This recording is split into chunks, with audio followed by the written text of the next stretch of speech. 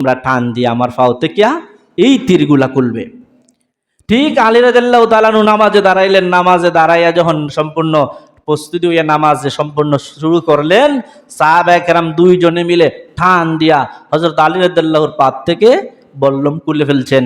নামাজ শেষে জিজ্ঞাসা করা হলো, আলী তুমি দেখিন এর আগে নামাজের আগে যখন টানলাম খুলতেই পারি না, তুমি চিল্লি মাইরা উঠো, এখন দিন কিছু আও হইলায় না।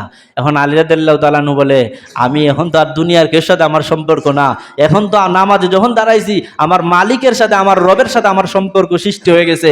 আমি এমন পর্যায়ে আমি পৌঁছে গেছি, তখন আর আমার হাত পাওয়ার যে একটা অনুভূতি এটাই আমি ভুলে গেছি। আমি সঙ্গে আল্লাহ রাব্বুল আলামিনের সাথে আমার সম্পর্ক সৃষ্টি হয়ে গেছে। এই জন্য তোমরা যে তীর বললাম এটা বাইর করছো, এটা আমি অনুভবই করতে পারি না। জোরে বলুন সুবহানাল্লাহ।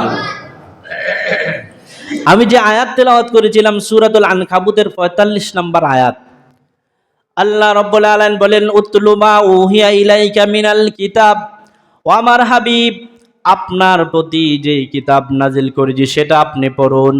যে ওহী নাজিল করেছি সেই ওহী নাজিলকৃত কিতাবটা আপনি পড়ুন। ওয়াকিমিস সালাত, আর নামাজ কায়েম করুন। আর সাথে সাথে ইন্নাস সালাতা তানহা আনিল ফাহশাই ওয়াল মুনকার, নিশ্চয়ই নামাজ মানুষকে অশ্লীল এবং মন্দ কাজ থেকে বিরত রাখবে। জোরে বলেন সুবহানাল্লাহ।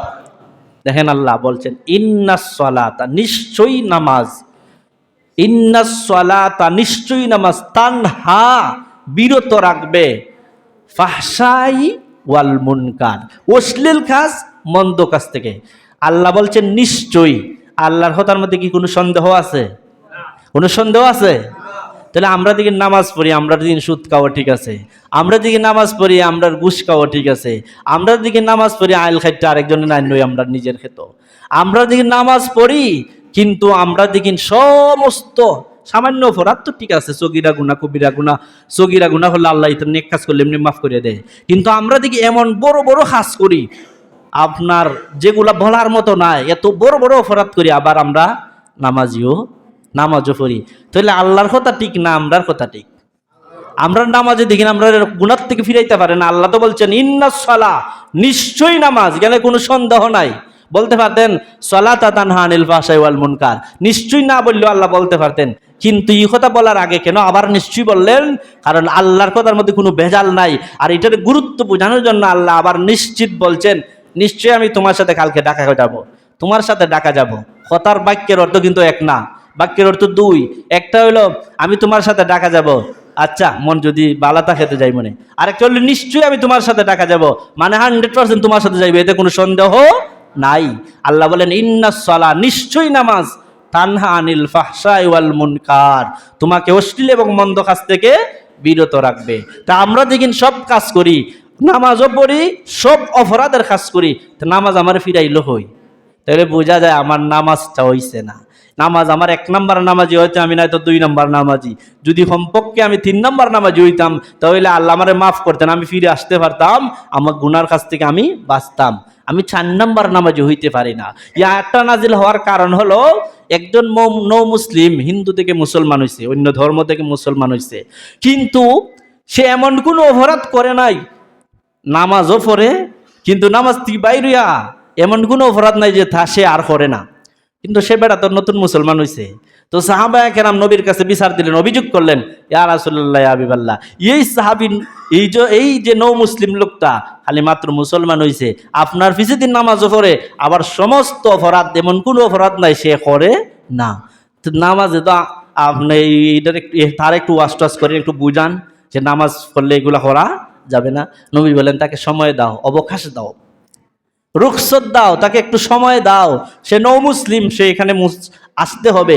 আর যখন সে নামাজ সঠিকভাবে পড়বে, নামাজের প্রতি তার মন লেগে যাবে, নামাজটা বিশুদ্ধভাবে করবে, অবশ্যই তার নামাজই তাকে গুনার কাছ থেকে ফিরাইবে। ঠিক দেখা গেল কয়েকদিন পর ওই লোকটা যখন নামাজে আসে সবসময় আবার অপরাধের কাজও করে, এভাবে চলতে চলতে চলতে চলতে একদিন সে সমস্ত অপরাধের কাজ বাদ দিয়ে দিল, আর শুধু ভালো কাজ করলো, অন্যায় অপরাধের কাজ আর করে না। তখন আল্লাহ রাব্বুল আলামিন সূরাতুল আনকাবুতের এই ৪৫ নম্বর আয়াত আল্লাহ রাব্বুল আলামিন নাজিল করে বললেন, ও আমার হাবিব, নিশ্চয়ই যারা নামাজ পড়ে অবশ্যই সেই নামাজ তাদেরকে অন্যায় অপরাধের কাছ থেকে ফিরে রাখবে। জুড়ে বলেন সুবহানাল্লাহ। এজন্য মানুষদের কিছু সংবাদ দিতে হয়। নবীজি হাদিস শরীফের মধ্যে বলেছেন, বাশির ওয়ালা তুনাফির, মানুষকে সুসংবাদ দাও, কঠিন করিও না। ইয়াসসির, সহজ করে দাও। ওয়ালা তুআসসির, কঠিন করিও না। মানে একজন লোক নামাজে আসে না, তারে নামাজে আনো। হয় আমার লঙ্গি পালা না হুজুর, আর লঙ্গি কি তুইছে বেটা? হয় এটা বুঝুন না, আমরা তো নামাজ টামাজ পড়ি না। আর লঙ্গি তুমি 3 বার বিসমিল্লাহ করে এক কোনা দইলেও না, হুজুর দইলে হইতো না। কেন বেটা? হয় না হুজুর বুঝুন না, আমরা তো নামাজ টামাজ পড়ি না, আমরা লঙ্গিটা ঠিক তাহে। হুজুরের যত ফন্দি করে তারা নামাজ আনবার লাগে, হে তত ফন্দি করে বাগ্যে যাওয়ার লাগে। হুজুরের চেষ্টা হইলো যে তারা কোনো মন্তে আমি একদিন তো যে ঢুকাইতে পারি মসজিদও, তাহলে আস্তে আস্তে সে লাইনটা পাইব নে, তার শরমটা ভাঙবো, আসবে। এটা হলো হুজুরের উদ্দেশ্য। আর হের উদ্দেশ্য হলো আস্তে আস্তে কেমন খালি হুজুরের কাছ থেকে বাগ্যা দেখা যায়। তো হুজুরের সূত্র হইল, তিউরি হলো, আল্লাহ রাসূল বলেছেন বাশির, তাকে সুসংবাদ দাও, তারে তাড়াইয়া দিও না। সে একদিন আসছে, 2 দিন আসছে, নামাজ হয় না, এমনে বয় হেমনে বয়, নামাজ হবে, ও সালাম ফিরাইলে ওম দিস আসে না নি, সালাম ফিরাই তো দেখে লাইনের ইমাদত খেড়া আছে, নামাজ সালাম ফিরায়। মসজিদ হলে ফ্যান খড়া আছে, ইডাও গনে, নামাজও পড়ে। তারা দেও সুযোগ, আস্তে আস্তে আসুক, আস্তে আস্তে আসুক, তারে আস্তে আস্তে বুঝাও, দেখবা এক সময় সেও পরিপূর্ণ নামাজি হয়ে যাবে।